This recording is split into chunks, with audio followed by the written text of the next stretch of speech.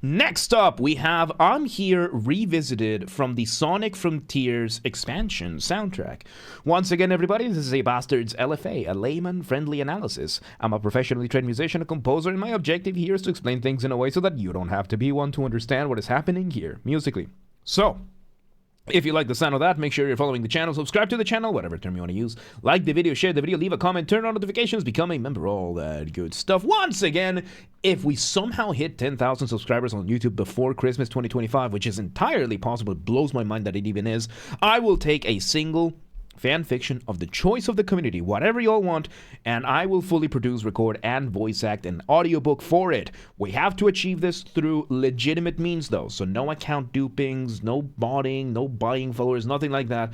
Go share the videos, go bring people to the community, get me collabs with the artists, I don't know, but do this without spamming, without lying, nothing like that, being honest, being legitimate, just growing the community that way. And there's also the hype function on YouTube. I don't know how it works, but we have people on the Discord who do, so check out the Discord and coordinate with them. Members, if you are a member, you get early access to the content. I schedule the videos for the week on Saturdays, and if you are a paid member on YouTube, regardless of your tier, you get access to the videos for the week on Saturdays, or at least the LFAs. All right, disclaimers. Number one, this is my first time listening to this ever, so I will be pausing a lot, and I will be speaking a lot, as I will be pointing things out and explaining things as I hear them or as I realize them. And number two, this is recorded live on stream on a single take. I already stumbled upon my words, I'm pretty sure. I will do it again. Whatever happens, happens. With that being said, let's do this. I'm Here Revisited. Let's go.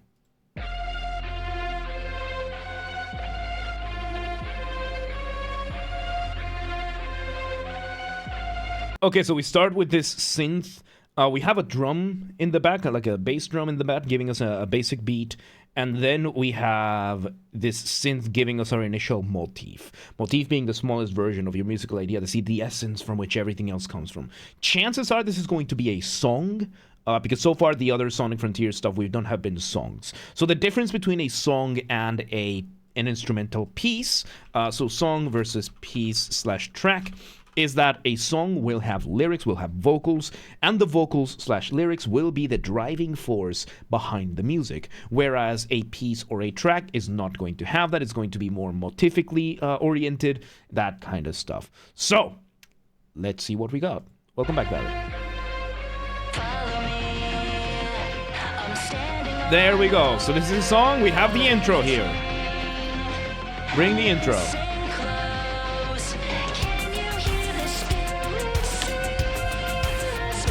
Okay, so I would say this is an intro/verse number one. So we had the intro, I would say we had the intro pretty quick, very simple. Now we're into verse number one. Now, when it comes to music in song, you will have many types of sections. Verses are going to be a lot more lyrically oriented. It's going to be lyrics over music. You're gonna hear a lot more singing vowels. Usually it's going to be more syllabic singing. Syllabic is when you sing one note per syllable. I am singing in syllabic right now. That is syllabic music.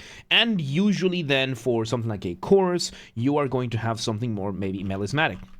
Melismatic is when you have more than one note per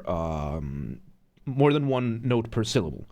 It's usually very, very common for whoa kind of music, and it gives you more, because when you are in a chorus, you are seeking more music than lyric. So let's see where it goes.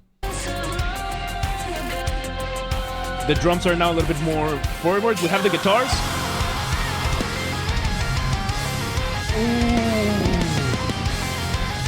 So yes, I would say maybe not verse one. This whole thing would be an intro, would still be an intro. Will be an intro, and now we have our initial breakdown, I guess? I mean, if we really want to get into nitty-gritty, it would be intro, verse one, because we had quite a bit of singing. Now we bring in break/breakdown, number one, and then we're probably going to speed things up into verse two. Let's see if I'm right. So we have the guitars giving us those melodies. The drums changing. Oh my god. So yes, we bring in the drums, we accelerate the drums. It just goes to highlight how important your drum section is, dude. And all that kind of stuff. Look at that. Incredible.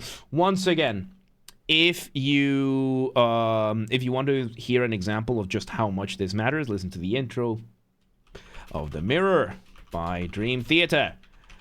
We're having the same thing. So the guitar right now, one of the guitars is doing an ostinato. Ostinato is when you repeat something over and over. We have the melody.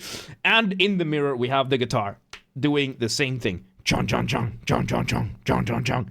1 full minute of just that. And it's the drums, the synths that change around them, doing just changing things over. I'm not going to play it here because of copyright, because Dream Theater doesn't like it when you play their music on videos, but that's besides the point. They've made it big so where that they don't merit the abuse of the system, but I understand. So yeah, no, changes a lot, and in essence we're doing something like that with the changing of the drums. So let's see how this goes. So yes, we have a synth and a guitar doing the melody. Verse 2! So we slow down, speed up with what I think would be a pre-chorus. And chorus! Alright, so we have a moment of silence there. We have a quick verse. We have a quick pre-chorus. We bring it over to the chorus. You hear how each of them has each section has very, very distinct vibe. The verse seems to be the most diverse out of all of these, where every iteration of the verse so far, we have only had 2, but we are having these changing the whole vibe. We're changing how the drums behave, how the guitars behave, the accompaniment behaves. The pre-chorus was a little bit more straightforward, just building up for the climax that is the chorus. We bring in chorus number 1. We have a brief moment of silence. We bring the chorus with a key change or a modulation. We change over with a modulation. So when you have music, you have 3 elements, 3 components: melody, harmony, and rhythm. Harmony is by far the most complex one. Harmony is what chords you're using, what scales you're using, what scales you can get out of your chords, what chords you can get out of your scales, the relationship between the chords and the scales, between the chords between the chords themselves, between each set of chords that you play, between the different sets of chords that you play. And usually when you have that, you're going to have a key. And this is all determined by key signatures. So key signatures is usually going to come out of a scale. In Western music, we use what is called the chromatic scale. So chromatic scale, which is all white and black keys in the keyboard, all frets in the guitar, that kind of thing, which is 12 tones. It is 12 tones, and out of those 12 tones, we grab 7, which make our scales. Usually they're going to be 7 notes per scale, which then repeat in what are called octaves. And out of those 7, you are going to make your key signature. So you can have key signature number 1, which is going to have a combination of 7 notes out of the 12 notes that you can get. And then you can have other key signatures that are going to be different variations of those 12 combinations, of those the combinations of 12 tones.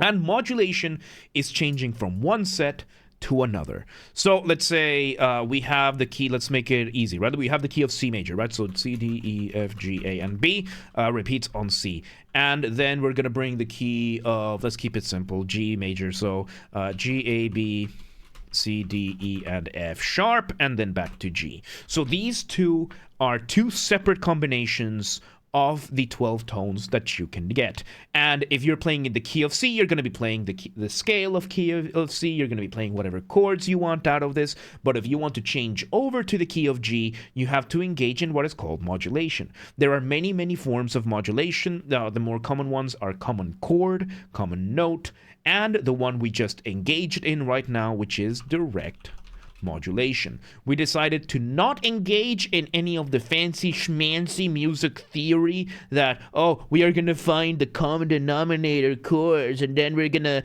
smoothen out the thing. No, we were in key signature 1 during the pre-chorus. Pre-chorus ended. Chorus is in. After a moment of silence, we're in key signature 2 now, and deal with it. That is basically what just happened. And as you heard, chorus now is just a lot more melodic, a lot more climactic. James versus the Academy, there you go. Yes. Yeah, I just gave you, like, that right there, that, like, minute and a half is something like that takes, like, a year and a half to learn. So, yes, you're welcome. All right, let's see where this goes. So, yes, with that, every single one of you now owes me $60,000 in tuition.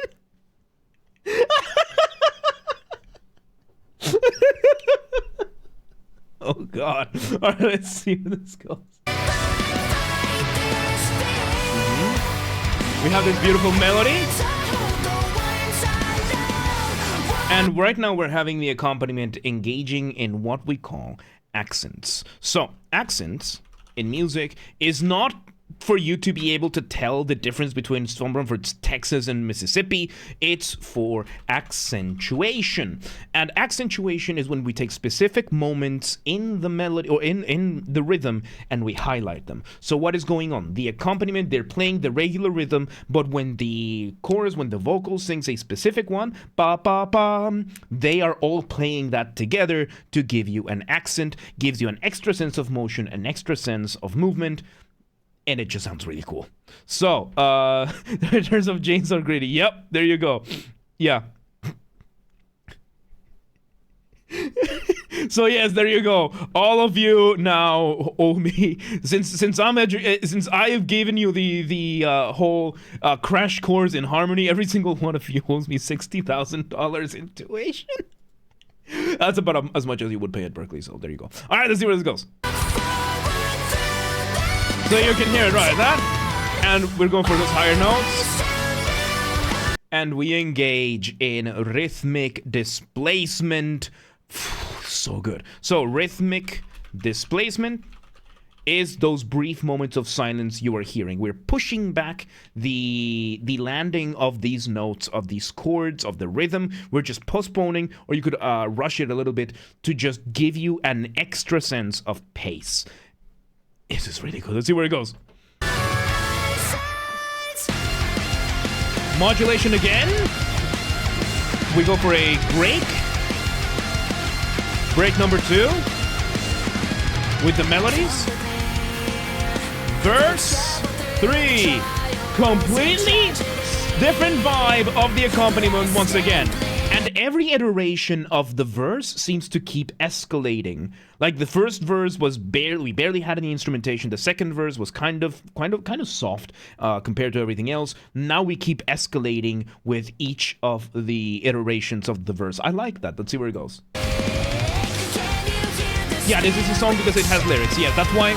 So this is a song, and that's why we are talking about this structure over here. Because an instrumental piece, you would be talking, okay, there's no way of distinguishing a verse from a chorus in a piece of an instrumental piece. So you would say, okay, this is section A. Now we're in section B. Now we're in section back to A prime with a variation. Now we're in section C. Now we're in section back to A double prime. That kind of thing. It's a very, very different set of terminology. However, with song and lyrics, you have this a lot more easily defined. Because I'm not going to say, because yes, intro, verse, break, verse, pre-chorus, chorus, break, verse. That is not as easy as just saying A and B. That is not as simple, but it is a lot more easy to identify, paradoxically enough. Again, music. A lot of things don't make sense. It's just what it is. So let's see where it goes. Pre-chorus, number 2, and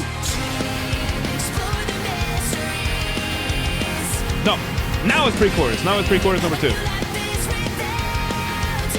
What's the point? So that would be the tracks. Oh, very lovely. Very lovely pre-chorus, and chorus number 2. Very, very lovely. Basically a full one-to-one repetition, or what we would call a recapitulation, just bringing back the chorus as is. It seems like the pre-chorus is also having that escalation factor as well. It was a little bit longer than the first time around. Very, very lovely. I really like her voice. So yeah, let's see where it goes. The accents, dude. Oh, those vocals, man. That's really good. Ah, really cool. Really, really cool. His voice. That's a female. We got Breakdown. Breakdown number 2? No, Solo. We bring in our solo. So we bring in a guitar solo to this. Usually when you have music, you have, or is the vocalist a sopranino? Because that sounds like a soprano. That is so very much a soprano. Too Rad, welcome today. How you doing? So it doesn't matter. Is in the record. It could be a sopranino. So, because I know that for the live event, the live, they have Adrian Cowan, and you can call Adrian many things. She's got more balls in her growls than most men. She's a woman through and through, dude. But that's for the live performances. But yeah, no.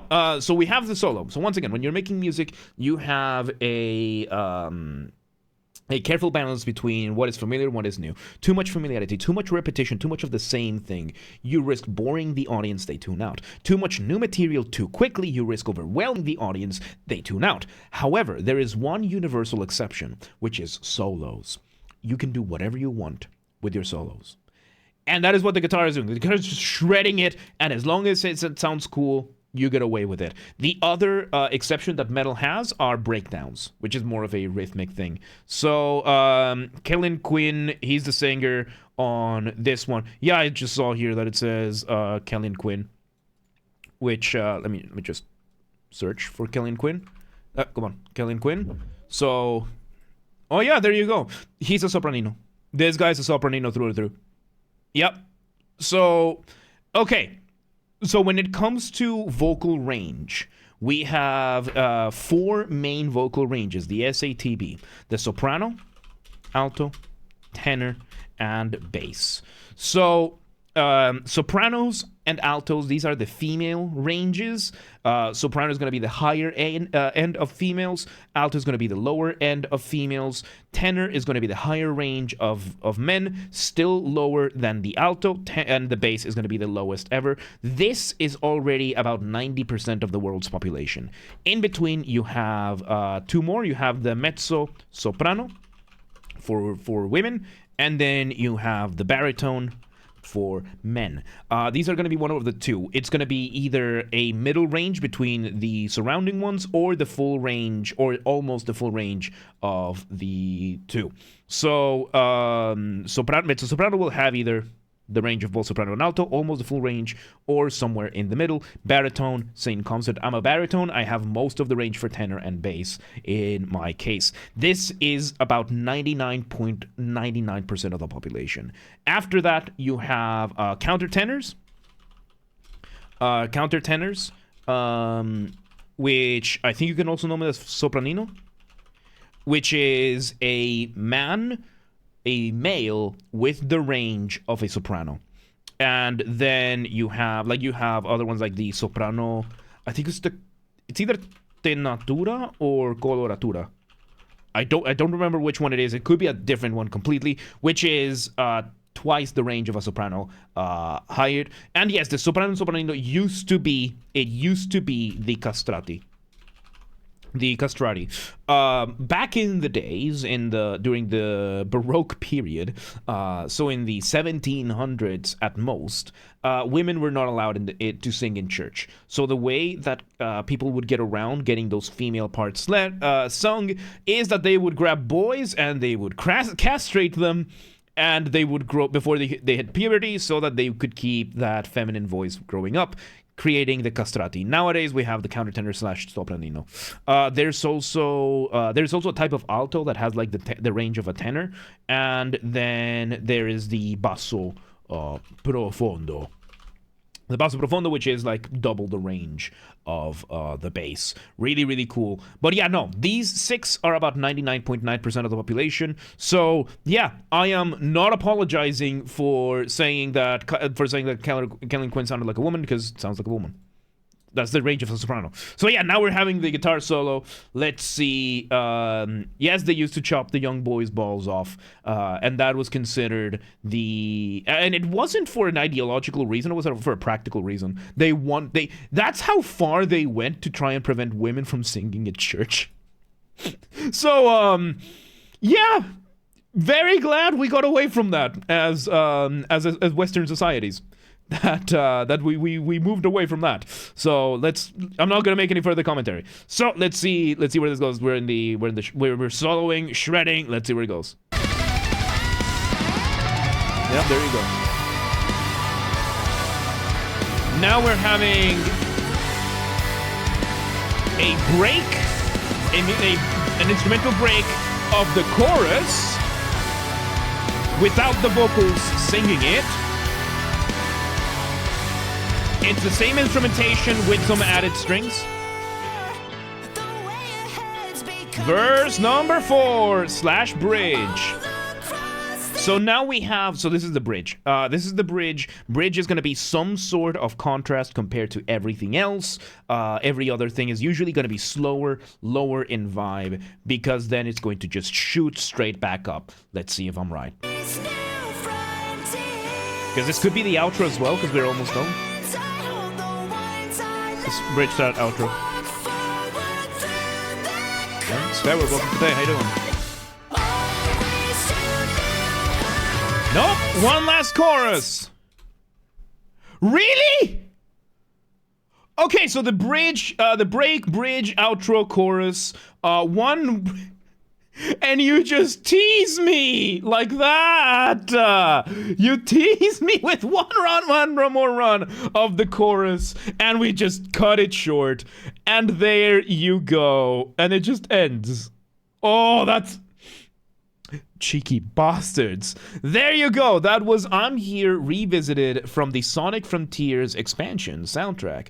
Once again, everybody, this has been a Basterd's LFA, a layman-friendly analysis. I'm a professionally trained musician and composer, and my objective here has been to explain things in a way so that you don't have to be one to understand what's happened here, musically. So, yeah, it seems like this was cut off for functional reasons in the game, so it's meant to sync with the boss faces. Yeah, I'm pretty sure it does. So it loops back and everything. So I'm not gonna give it. It's better than a fade out. So there you go. So once again, if you're watching this on the YouTube video archive thing, thank you for watching. Make sure you're following the channel, subscribe to the channel, whatever term you want to use. Like the video, share the video, leave a comment, turn on notifications, become a member. That's when I do the thumbs up. Once again, don't forget, if we somehow hit 10,000 subscribers on YouTube, which is an actual possibility right now, blows my mind. Thank you. By the way, I do not take this for granted. I am grateful every single day that I get to do this at all, and that y'all even like it. So, yes, if we somehow hit 10,000, I will take a single fan fiction of the choice of the community, whatever y'all want, and I will fully produce, record, and voice act an audiobook for it. We have to achieve this through legitimate means, though, so no account duping, no botting, no buying followers, nothing like that. Go share the videos, go share the streams, bring people over to the community, get me collaborations with other artists, whatever. Do it through legitimate and honest means, though. No tricking, no spamming, nothing like that. Use the hype function on YouTube. I don't know how it works, but we have a group on the Discord who do know, so feel free to coordinate with them. And members, if you are a member on YouTube, you get to early access to the content. I schedule the videos for the week on Saturdays, and if you're a paid member on YouTube, regardless of the tier, you get access to the week's worth of videos, at least for the LFAs. So become a member today. If you want to listen to this without me interrupting every 3.5 seconds, I will be linking it in the description down below. If you want to request a song and you're not on the live stream, go to the Discord server, link down below, go to the LFA requests channel, and follow the instructions on the pinned message. And if you want to catch the streams when they happen live, we aim for Monday through Friday, 6 p.m. Central European Time. If you're not in Europe, no worries. We have the full up-to-date streaming schedule showing in your local time zone in both Discord and Twitch. Both of them linked down below. So if you live in, I don't know, Austin, and you're like, oh, what time is 6 p.m. in Europe? I don't live there. Don't worry. Just go to the Discord or the Twitch, and they both have the stream schedule showing in your local time zone. And follow the gaming channel. We have a gaming channel because, of course, I have a gaming channel. I'm on YouTube. What else could I possibly have? Games are Basterd. That's where I put the recordings of the video game after show recordings when they happen, or after they happen, I guess. Link down below, or just search for it on YouTube. Same username as James R. Basterd. Just swap the J for a G, and you got it. And yeah, there you go. There you go. I'm here revisited. Man, Sonic tends to have real good bangers, dude. Really good stuff. Really good stuff. But yeah, let's move on. Let's move on.